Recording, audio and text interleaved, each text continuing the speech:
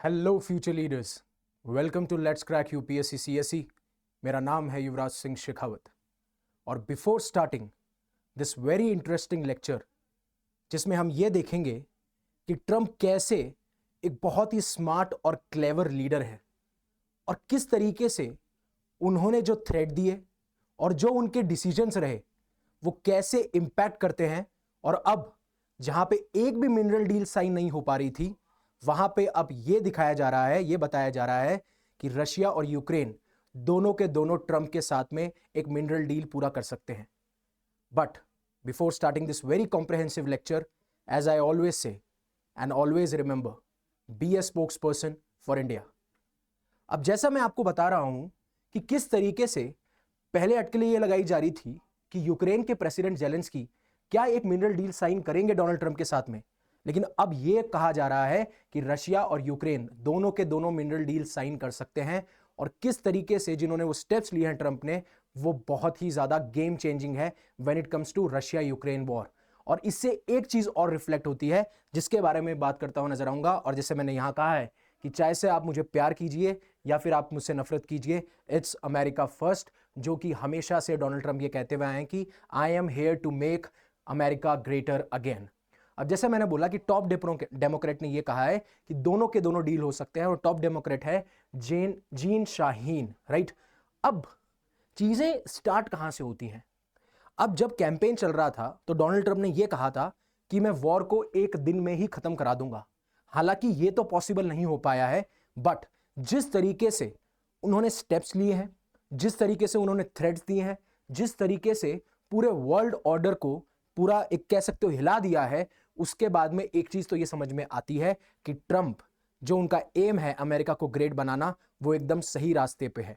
But कहीं ना कहीं ये पूरे वर्ल्ड ऑर्डर में एक वैक्यूम भी क्रिएट कर रहा है when it comes to power, क्योंकि अब जहां जहां से आप अपना ध्यान अमेरिका की तरफ लेते जाओगे, अमेरिका पे फोकस करोगे, तो आप बाकी रीजन्स पे ज्यादा नहीं कर पाओगे। और उस वैक्यूम को फिल कौन करेगा? चाइना, जिसके बारे में मैं कल एक बहुत ही अच्छा कॉम्प्रहेंसिव वीडियो लेके आऊंगा। तो अगर आप चाहते हैं कि वो वीडियो बनाए तो प्लीज आप कमेंट सेक्शन बताइएगा।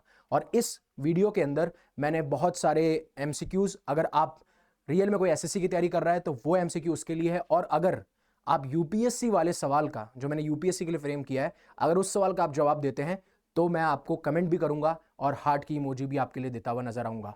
लेकिन अब हुआ कैसे चीजें? आप सबको पता है कि यूक्रेन की जो वॉर है उसको 3 साल लगभग हो चुके हैं, और जिस तरीके से जब 3 साल हुए और डोनाल्ड ट्रंप को लगा कि जेलेंस्की नहीं मानेंगे, जो भी वो डील कर रहे हैं उसके बारे में आगे बात करेंगे, तो वो उनको धीरे धीरे कॉर्नर और बिट्रे करते गए। अब वो कॉर्नर और बिट्रे कैसा हुआ, पहले हम डिस्कस करते हैं कि रशिया यूक्रेन वॉर कब चालू हुई और उसके पीछे मेजर रीजन क्या था। अब आप सभी को पता है कि फरवरी 2022 के अंदर रशिया जो है वो यूक्रेन के अंदर इन्वेड कर जाता है, और तब से ही ये रशिया यूक्रेन वॉर चल रही है।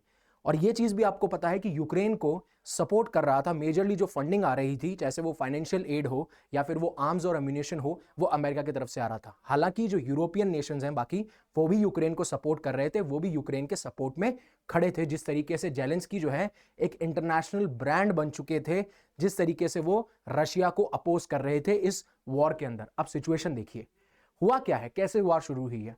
यहां पे देखिए, ये यूक्रेन है, यहां पे रशिया है, ये बेलारूस है, ये पोलैंड है, ये हंगरी है, ये स्लोवाकिया है और रोमानिया है, और ये मोल्दोवा है। और जब क्रीमिया को रशिया ने एनेक्स किया 2014 के अंदर, तब से ये अटकलें लगाई जा रही थी कि जिस तरीके से चाइना अपने आप को एक्सपेंड करता हुआ नजर आता है, अपनी टेरिटरीज को एक्सपेंड करता हुआ नजर आता है, अपना इन्फ्लुएंस बढ़ाता हुआ नजर आता है, उसी पथ पे या उसी पाथ पे रशिया भी चल चुका है। और तब से ये अटकलें थी कि हो सकता है कि रशिया धीरे धीरे धीरे धीरे इस पूरे रीजन को ऑक्यूपाई कर लेगा जो उसके अलाई नहीं है। और उसी टाइम ये चीजें बाहर निकल के आ रही थी कि हो सकता है कि यूक्रेन जो है वो नेटो की मेंबरशिप ले ले। अब आपको पता है कि अगर कोई भी नेटो मेंबर है, अगर उस पर कोई भी नेशन अटैक करता है, तो जितने भी नेटो के मेंबर्स हैं वो सारे के सारे उस पर्टिकुलर नेशन पे अटैक कर देंगे, अगर उस नेशन ने किसी नेटो मेंबर पे अटैक किया है तो।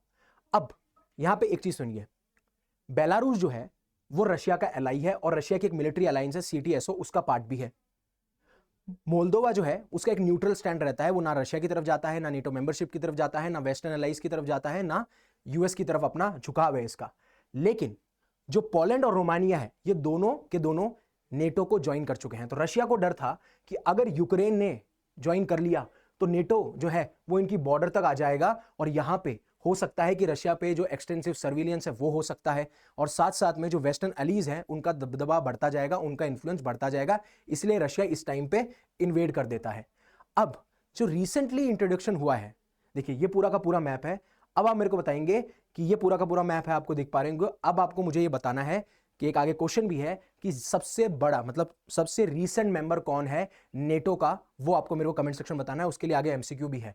फिर उसके बाद में जब 3 साल हो जाते हैं तो व्लादिमीर जेलेंस्की जो है वो ये कहते हैं कि हमें 3 साल हो गए हैं रेजिस्ट करते हुए, मैं बहुत ग्रेटफुल हूं, मैं बहुत ग्रेटिट्यूड हूं, और मैं ऑनर करता हूं उन सभी लोगों का जो कि इस पूरे वॉर के दौरान परेशान रहे, उन सोल्जर्स का जिन्होंने अपनी लाइफ को सेक्रीफाइस किया। अब मैं आपको एक वीडियो दिखाना चाहता हूं, प्लीज आप एक बार वो वीडियो देखिएगा। 3 роки спротиву, यहां पे आप देख सकते हैं, लाइन दिखेगी आपको। 3 роки вдячності,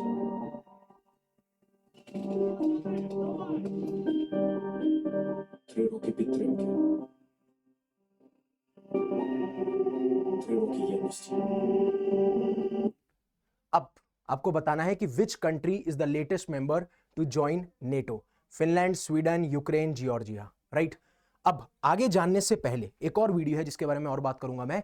आगे जानने से पहले अनअकैडमी आपके लिए लेके आया है फ्लैट 60% ऑफ, जिस ऑफर को एक्सटेंड कर दिया गया है फरवरी 28 तक। अगर आप कोई भी कोर्स खरीदते हैं, मान लीजिए आप प्रारंभ 2026 खरीदते हैं जिसमें कि हिंदी बैच में आपका एनरोलमेंट होगा, तो आपको बाकी सारे बैचेस का भी एक्सेस मिलेगा। और आगाज 2027 में मैंने साइंस एंड टेक और एनवायरमेंट की 6 to 12 की एनसीईआरटीज को कंप्लीट करा दिया है। 10 मार्च से मैं वहां पे इकोनॉमिक्स की एनसीईआरटी भी लेके आ रहा हूं। और अगर आप किसी भी बैच में एनरोल होते हैं आपको फ्लैट 60% ऑफ मिलेगा। और अगर आपको मैक्सिमम कोड चाहिए, मैक्सिमम डिस्काउंट चाहिए, तो आप मेरा कोड यूज कर सकते हो, दैट इज YUVI, यूवी पाजी वाला यूवी, और उन्होंने मार दी 50, दैट इज UV50। और वैसे ही अगर आप सीसेट में अंडर कॉन्फिडेंट फील करते हैं, आपको लगता है कि आप जीएस में स्ट्रॉन्ग है बट सीसेट में वीक है, तो मधुकर कोटावे सर अपना एक पर्सनलाइज्ड कोर्स लेके आए हैं जो कि बहुत ही अफोर्डेबल प्राइजेस में है, दैट इज 2999। अब एक बार मैप से समझते हैं कि किस तरीके से रशिया ने एडवांस किया, रशिया ने इन्वेड किया यूक्रेन के अंदर। अब ये फरवरी 2022 की सिचुएशन है बिफोर द इन्वेजन। अब ये जो एरिया है, ये जो आप देख पा रहे हो, ये अंडर रशिया कंट्रोल है, दैट इज क्रीमिया। और ये वाला जो एरिया है, ये एरिया कुछ सेपरेटिस्ट के द्वारा हेल्ड किया जाता है।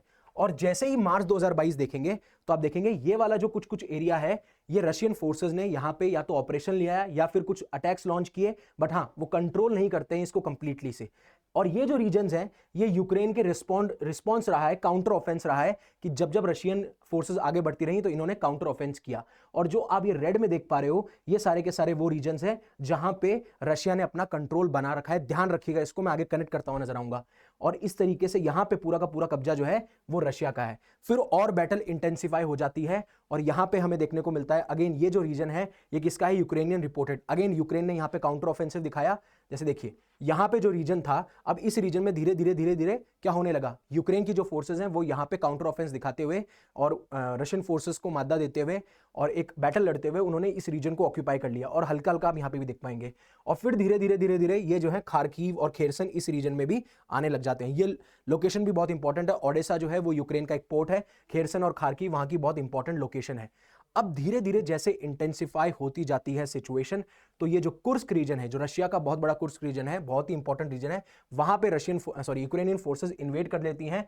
और यूक्रेनियन इंकर्शन आप देख सकते हो इस कुर्स्क रीजन में, इतना इस कुर्स्क रीजन को ऑक्यूपाई कर लिया जाता है। और ये आज की सिचुएशन है अभी तक की। उसके बाद में आपको पता है डोनाल्ड ट्रंप आने के बाद में काफी सारी चीजें चेंज हो चुकी हैं।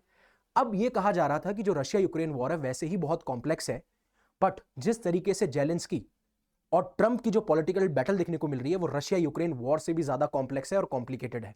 और किस तरीके से ट्रंप जो है बहुत ही स्मार्ट डिसीजंस लेते हुए नजर आते हैं, जिससे कि जो उन्हें चाहिए, जो अमेरिका के लिए फेवर है, वो करते हैं, राइट। ये सारी चीजें हमें देखने को मिलती है। अब इसकी शुरुआत कहां से होती है?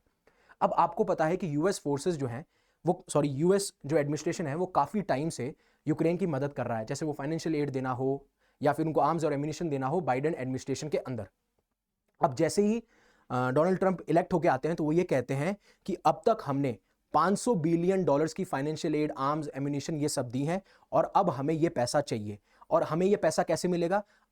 जेलेंस्की को ये बोलते हैं कि आप हमारे साथ में एक मिनरल डील साइन कीजिए, जहां पे जो आपके मिनरल्स प्रेजेंट हैं यूक्रेन के अंदर, वहां से जितना भी रेवेन्यू आएगा वो रेवेन्यू हम जब तक इलेक्ट करेंगे, जब तक कलेक्ट करेंगे जब तक कि हमारे 500 बिलियन डॉलर्स नहीं आ जाते हमारे पास में। लेकिन ये डील जो है वो पूरी की तरीके से नेगोशिएशन तक ही रह जाती है, ये डील साइन नहीं होती। उसके पीछे रीजन क्या है और डोनाल्ड ट्रंप क्यों पुश कर रहे थे यूक्रेनियन प्रेसिडेंट को? क्योंकि जो पैसा उन्होंने लगाया है वो उनको चाहिए। अब चाहे से वो रेयर अर्थ मिनरल से मिले, चाहे से वो ऑयल से मिले, कैसे भी मिले, बट इन्होंने बोला कि मुझे तो पैसे चाहिए।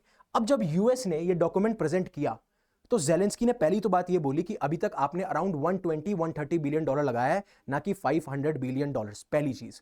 दूसरी चीज, जब ये नेगोशिएशन और ये डील हो रही थी और जब नेगोशिएशन रखे गए, जो पॉइंट्स रखे गए, उसमें ये कहा कि आप तो हमसे पैसा ले लेंगे, बट हमें क्या दे रहे हैं आप रिटर्न में? रिटर्न में आप कुछ भी नहीं दे रहे हैं। आप हमें ये गारंटी भी नहीं दे रहे हैं कि क्या हम फाइट को ऑन रखें, क्या आप हमें फाइनेंशियल एड दोबारा से देंगे, क्या आप हमें आर्म्स और एम्यूनिशन प्रोवाइड करेंगे। ऐसी कोई बात नहीं कही गई। और सबसे बड़ी बात, बाइडेन एडमिनिस्ट्रेशन के तहत यह कहा गया था कि ये जो हम पैसा दे रहे हैं ये कोई क्रेडिट या लोन नहीं है, ये ग्रांट है। और ग्रांट में आपको भी बताया ना तो कोई इंटरेस्ट होता है और ना आपको चुकाने की कोई लाइबिलिटी होती है। ये चीज आपको समझ में आ रही होगी। यहां तक वो सारी चीजें कहते हुए नजर आते हैं। लेकिन ट्रंप जेलेंस्की को वार्न करते हैं कि या तो आप रशिया के साथ में नेगोशिएट करके इस वॉर को खत्म कर लीजिए, नहीं तो आपके पास में कोई नेशन ही नहीं रहेगा। अब आपको एक चीज समझनी पड़ेगी, नेटो का मेंबर अब यूक्रेन बन नहीं सकता, रशिया इस वॉर को रोकेगा नहीं। और रशिया की जिस तरीके से टेरिटरी, अब क्यों नहीं रोकेगा, जिस तरीके से रशिया की जो कुर्स्क रीजन है उस पे, ज्यादातर कुर्स्क रीजन पे अभी यूक्रेनियन फोर्सेस हैं, उन्होंने कंट्रोल कर रखा है। तो हो यह सकता है कि डील इतनी होगी कि आप लिमिटेड एक्सचेंज ऑफ टेरिटरी कर लीजिए कि भाई आप थोड़ी सी टेरिटरी हमें दे दीजिए, आप थोड़ी सी हमें दे दीजिए। बट ये भी मुझे लगता नहीं है कि पॉसिबल है। इट्स जस्ट माय ओपिनियन, ऐसा नहीं होगा और वॉर हमें कंटिन्यू आगे देखने को मिल सकती है। हालांकि आपको लग रहा होगा कि डोनाल्ड ट्रंप वॉर को रुकवाना चाहते हैं, बट डोनाल्ड ट्रंप इस वॉर से कैसे अमेरिका को फायदा हो सकता है वो करवाना चाहते हैं। इसीलिए मैं कह रहा हूं कि वो अमेरिका को फर्स्ट रखते हैं। अब जो पैसा उन्होंने लगाया वो पैसा अगर उनको मिलता है तो उनको एक फायदा और है कि भैया हमने जितना पैसा लगाया हमने उतना पैसा ले लिया और हम मिनरल डील करने में भी साइन हो गए, तो आने वाले टाइम पे जो भी मिनरल रिसोर्सेज से रेवेन्यू बनेगा उसको भी हम यूटिलाइज कर लेंगे। और कैसे इससे वो चाइना को काउंटर करेंगे, मैं उसके बारे में भी आपसे बात करता हुआ नजर आऊंगा। अब यूक्रेनियन ऑफिशियल जो हैं वो मान चुके हैं कि हमारी यूएस के साथ में डील होने वाली है। अब एकदम से ऐसा क्या हुआ कि यूक्रेनियन ऑफिशियल्स ने डील साइन कर ली। अब आपको एक पैटर्न बताता हूं। ट्रंप जब भी किसी नेशन को थ्रेट करते हैं, चाहे से उन्होंने बोला कि मैं डेनमार्क से ग्रीनलैंड को खरीद लूंगा, चाहे से उन्होंने बोला कि मैं पनामा को हथिया लूंगा, मैं कनाडा को अपना 51st स्टेट बना लूंगा, उनका मकसद यह होता है कि मैं किसी नेशन को थ्रेट दूं और उस थ्रेट के बाद में उस नेशन मजबूर हो जाए हमारे साथ में नेगोशिएट करने में और एक ऐसी डील हो जिसमें अमेरिका का फायदा हो। आप ये चीज ध्यान रखिएगा, है ना। पनामा पे इसलिए बोला क्योंकि उन्हें पता था कि अगर मैंने ऐसा नहीं किया तो चाइनीज जो मिलिट्री है और जो फोर्सेस हैं वो अपना बेसिस यहां बना लेगी, उनका कंट्रोल ज्यादा हो जाएगा। ग्रीनलैंड में भी आपको पता है कि ग्रीनलैंड एक रिसोर्स नेशन है। और कनाडा को इसलिए बोला उनके साथ में उनका ट्रेड डेफिसिट है, राइट। ये सारी चीजें निकल के आती हैं। और कनाडा से और मैक्सिको से होता क्या है कि इलीगल ड्रग ट्रैफिकिंग होती है, ह्यूमन ट्रैफिकिंग होती है, काफी सारे इलीगल इमिग्रेंट्स यूएसए में आ जाते हैं जो उनकी डेमोग्राफी को चेंज कर देते हैं। तो इन सारे डिसीजंस के लिए एक डील हो सके, इन सारी चीजों को रोका जा सके, इसलिए जो ट्रंप हैं वो थ्रेट देते हुए नजर आते हैं। सेम उन्होंने यूक्रेन के साथ किया और अब यूक्रेन जो है वो मान चुका है कि हम डील करेंगे। आप देखिए I think getting very close to getting an agreement where we get our money back over a period of time. अब इन्होंने ये बोला कि थोड़े टाइम बाद में, मैं आशा करता हूं, और आशा नहीं, उन्होंने ये बोला कि थोड़े टाइम में डील होने वाली है। और उसके बाद में जब जेलेंस्की ने ये बोला तो उन्होंने बोला कि अभी हमारी जो डील है वो 350 बिलियन डॉलर्स पे होगी, ना कि 500 बिलियन डॉलर्स पे। और ट्रंप ने ये भी कहा कि हम इस फ्राइडे को ये डील साइन करने वाले हैं। और ये सारी चीजें रिपोर्ट्स निकल के आई। अब इस डील का ड्राफ्ट कहता क्या है, देखिए आपको मैं आगे बताऊंगा कि ये मिनरल्स क्यों इंपॉर्टेंट है यूएस के लिए भी, और इस मिनरल से यूएस जो है चाइना को कैसे काउंटर करेगा, राइट, और क्या क्या फायदे यूएस को हो सकते हैं। अब इस डील में क्या है, एक आपका रिकंस्ट्रक्शन फंड बनेगा, राइट। और रिकंस्ट्रक्शन फंड जो है वो यूक्रेनियन और यूएस गवर्नमेंट दोनों ज्वाइंटली इसको ओन करेंगे। जो भी मिनरल एक्सट्रैक्ट करेंगे और उस मिनरल से जितना भी रेवेन्यू आएगा उसका 50% रेवेन्यू इस फंड में डाला जाएगा। अब आपको उसको जब तक पैसा लेना है ले सकते हैं, जब तक 350 बिलियन डॉलर चुक नहीं जाता। दूसरा कुछ हो सकता है कि इन्हीं पैसों को कहीं इन्वेस्ट किया जाए कुछ अलग अलग डेवलपमेंट प्रोजेक्ट्स के लिए। बट सबसे बड़ी चीज और ट्रंप का स्मार्ट मूव यह है, ट्रंप ने अभी तक यह नहीं कहा है कि यह डील साइन होने के बाद में हम आपको सिक्योरिटी प्रोवाइड करेंगे, मतलब कि आप रशिया के साथ में वॉर लड़ सकते हैं, हम आपको सिक्योरिटी देंगे, हम आपको फाइनेंशियल एड देंगे, ऐसी कोई बात उन्होंने की है। इसीलिए मैं कह रहा हूं कि Trump is a very smart and A clever leader. और अब ये माने क्यों, ऐसा क्या हुआ कि यूक्रेनियन ऑफिशियल्स मान गए इस डील के लिए? पहली चीज तो यह है, यूक्रेन को भी यह पता है कि अगर हमें रशिया से लड़ना है तो हमें यूएस का सपोर्ट चाहिए, चाहे से वो फाइनेंशियल एड के फॉर्म में हो, चाहे से पॉलिटिकली और इकोनॉमिकली वो हमें सपोर्ट करें, और साथ साथ में जो आर्म्स और एम्यूनेशन है वो भी उन्हें मिलते हैं। आज इजराइल अगर गाजा से लड़ाई कर पा रहा है तो वो ये एक तो यूएस के सपोर्ट की वजह से, दूसरा जो आर्म्स और एम्यूनेशन और फाइनेंशियल एड इजराइल सरकार के पास में जा रही है वो भी बहुत बड़ा रीजन है। Same applies to Ukraine also. अब दूसरी चीज ये कि जब पुतिन ने यह कहा कि अगर आप हमारे सामने आप हाथ बढ़ा रहे हैं का तो हम क्यों पीछे रहें, तो वो ये कहते हुए नजर आते हैं कि रुकिए, जो मैंने टेरिटरी ऑक्यूपाई कर रखी है यूक्रेन के अंदर। अब आपको एक खास बात बताऊं, रशिया ने जितनी टेरिटरी ऑक्यूपाई कर रखी है यूक्रेन के अंदर इस वॉर में, जब वो इन्वेड करे थे यूक्रेन में, वो अराउंड 40 to 50% मिनरल रिसोर्सेज आपको वहीं मिलेंगे। तो ये कहते हैं कि जो हमारे नेशंस में मिनरल और ऑयल है, आप अपनी फॉरेन फर्म्स को भेजिए, वहां से भी एक्सट्रैक्ट कीजिए, हमें कोई डील साइन करते हैं, साथ साथ में जो मैंने यूक्रेन की टेरिटरी को ऑक्यूपाई कर रखा है वहां पे जो मिनरल्स हैं वहां पे भी कोई डील करते हैं। तो ये डील सुनने के बाद में यूक्रेनियन ऑफिशियल्स के कान खड़े हो गए कि भैया यहां पे तो 40-50% मिनरल भी है, रशिया अपने खुद के मिनरल और ऑयल भी देने को तैयार है, तो कहीं ना कहीं ट्रंप उधर टिल्ट ना हो जाए, और अगर ट्रंप उधर टिल्ट हुए तो यूक्रेन को जो सपोर्ट चाहिए इस वॉर को लड़ने के लिए वो नहीं मिलेगा। ये दूसरा रीजन है। तीसरा रीजन क्या होता है, और ये चीज जो मैंने आपको बताई कि पुतिन जो है रशियन और यूक्रेनियन मिनरल देने को चाहता। तीसरा रीजन है, जब यूनाइटेड नेशन में रिजोल्यूशन पुट फॉरवर्ड किया जाता है तो दो रिजोल्यूशन आगे रखे जाते हैं। एक रिजोल्यूशन यूरोपियन नेशन का होता है जिसमें वो रशिया को कंडेम करते हैं, उनकी निंदा करते हैं जिस तरीके से उन्होंने इन्वेड किया है यूक्रेन के अंदर, और जो यूक्रेन की टेरिटोरियल इंटीग्रिटी है उसके लिए वो स्टैंड लेते हैं, उसको वो सपोर्ट करते हैं। बट इस टाइम पे यूएस जो है वो यूरोपियन एलीज के साथ में ना खड़ा होकर रशिया की साइड चले जाता है। चौथा, यूनाइटेड नेशन भी एक ड्राफ्ट प्रपोजल आगे रखता है, उसमें ये ना तो वो रशिया की निंदा करते हैं और वो ये कहते हैं कि प्लीज पीसफुली इसको आप वॉर को खत्म करिए, रशिया यूक्रेन बैठ के, और वहां पे भी जो यूएस है वो इसी साइड टिल्ट होते हैं।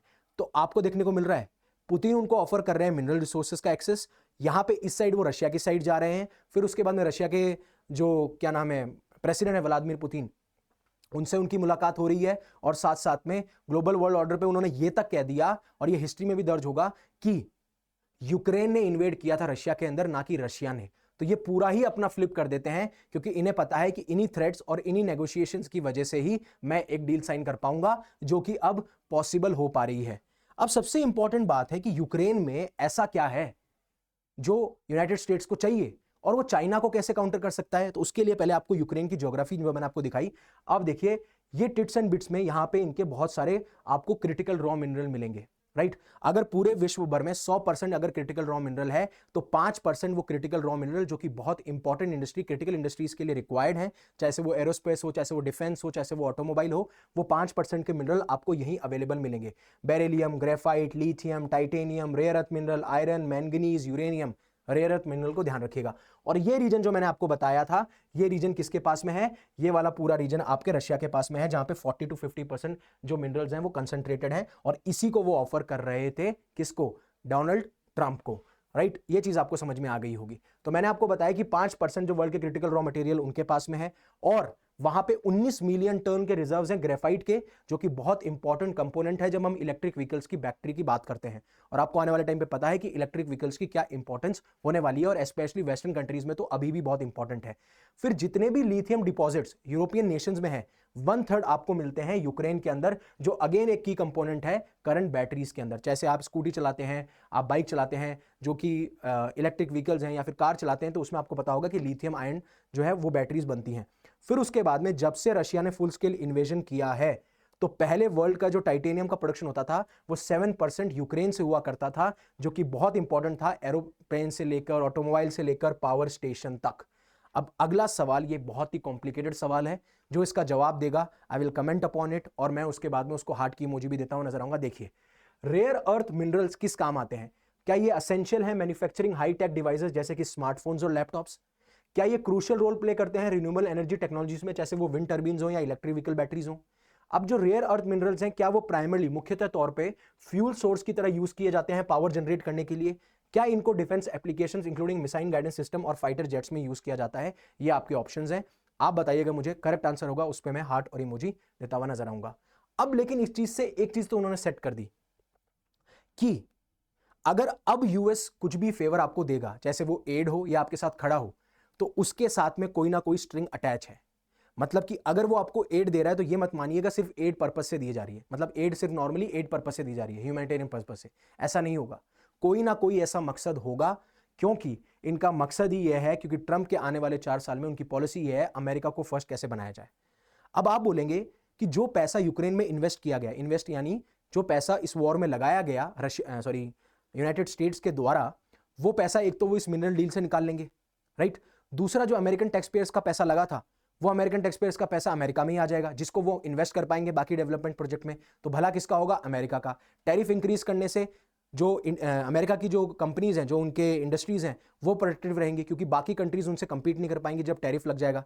क्योंकि बाकी कंट्रीज के जब प्रोडक्ट्स हमारे अमेरिका के नेशन में आएंगे तो ऑब्वियसली बात है उनके जो प्राइसेस होंगे वो ज़्यादा होंगे उनकी डोमेस्टिक कंट्री से, डोमेस्टिक इंडस्ट्रीज से, और वो जो डोमेस्टिक इंडस्ट्रीज हैं फिर वो अपने माल को बेच पाएंगे और वो ज़्यादा क्या नाम है माल बेच पाएंगी, तो डिमांड ज़्यादा होगी। डिमांड को अगर वो फुलफिल करेंगी तो उनको लेबर की रिक्वायरमेंट होगी और अमेरिकन लेबर वहाँ पे काम कर पाएगा। ये सारी की सारी चीज़ जो है वो अमेरिकन फर्स्ट प्रिंसिपल्स पे आती हैं। बट यूएस को क्रिटिकल मिनरल चाहिए क्यों? अब आप सबको पता है कि ये जो क्रिटिकल मिनरल हैं ये 21st सेंचुरी की इकोनॉमी का फाउंडेशन रखते हैं। कैसे? जैसे रिन्यूएबल एनर्जी हो, मिलिट्री एप्लीकेशन हो, एरोस्पेस हो, एरो डिफेंस हो, ऑटोमोबाइल्स हो, पावर स्टेशन हो, हर जगह इनका यूज किया जाता है। और जिन लोगों के पास में ये है वो जियो इकोनॉमिकली और जियो स्ट्रैटेजिकली एक बहुत ही ज्यादा पावरफुल पोजीशन में है। For example China.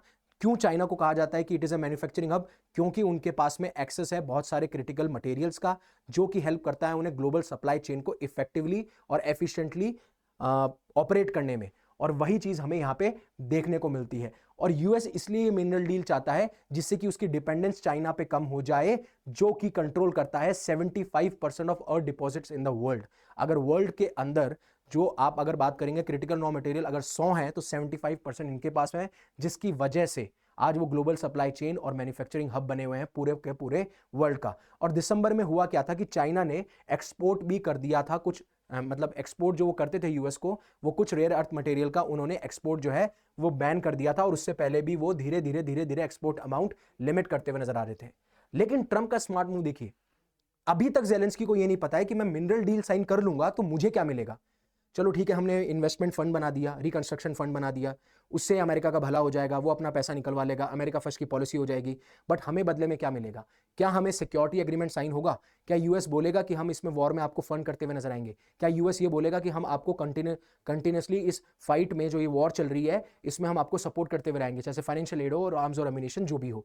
अभी तक उनको यही नहीं पता है। और सबसे बड़ा स्मार्ट मूव है ये डोनाल्ड ट्रंप की तरफ। अब आपको पता है कि यूके के जो प्राइम मिनिस्टर हैं स्टारमर, उनसे यूनाइटेड स्टेट्स के जो प्रेसिडेंट हैं वो व्हाइट हाउस में मिलने वाले हैं। उससे पहले देखिए ट्रंप कितने स्मार्ट है, कहते हैं कि ये यूरोपियन नेशंस की रिस्पॉन्सिबिलिटी है कि वो यूक्रेन को सिक्योरिटी प्रोवाइड कराएं। तो जो सिक्योरिटी गारंटी जिसको जेलेंस्की चाहते हैं कि इस मिनरल डील के बाद में उन्हें यूएस से मिले, उससे पहले ही यूके के प्राइम मिनिस्टर मिलने से पहले ही उन्होंने ये कह दिया कि आपको अगर सिक्योरिटी गारंटी चाहिए तो आप यूरोप प्रोवाइड कराएगा, यूरोप की ये रिस्पॉन्सिबिलिटी है, राइट। तो धीरे धीरे ये सारे नेशन से, सारे जो भी कन्फ्लिक्टेड जोन्स हैं वहां से निकलते हुए आ रहे हैं बाहर अपन से, और अमेरिका की तरफ पूरा का पूरा ध्यान दे रहे हैं। इसलिए ये अमेरिका फर्स्ट पॉलिसी के बारे में बात करते हैं।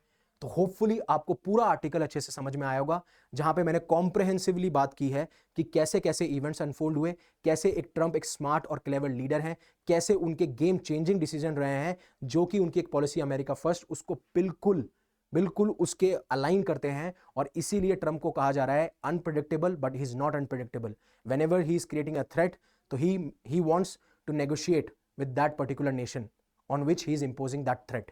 You need to remember this. Unacademy आपके लिए लेके आया बहुत ही बड़ा इवेंट आरंभ, जो कि मार्च 1 को होने वाला है 7 से 9 बजे तक। आप इसको लाइव देख सकते हैं जेई नेक्सस बैन अकेडमी पे, जहाँ पे बुमराह आ रहे हैं, रवि गुप्ता आ रहे हैं, बाकी सारे लोग आ रहे हैं। ये जेई नीट फाउंडेशन के लिए एक इवेंट होगा जहाँ पे आपके लिए बहुत सारा फन, बहुत सारे सरप्राइजेस, बहुत सारे रिवॉर्ड्स हैं। So again thank you very much for giving me your precious time listening to me. If you like it, please like this video. अगर आपकी लाइफ में ये वैल्यू ऐड कर रहा है तो please share this video and subscribe this channel. Again thank you very much for giving me precious time. Stay safe, stay happy, Shabak Khair. And always remember one thing, be a spokesperson for India.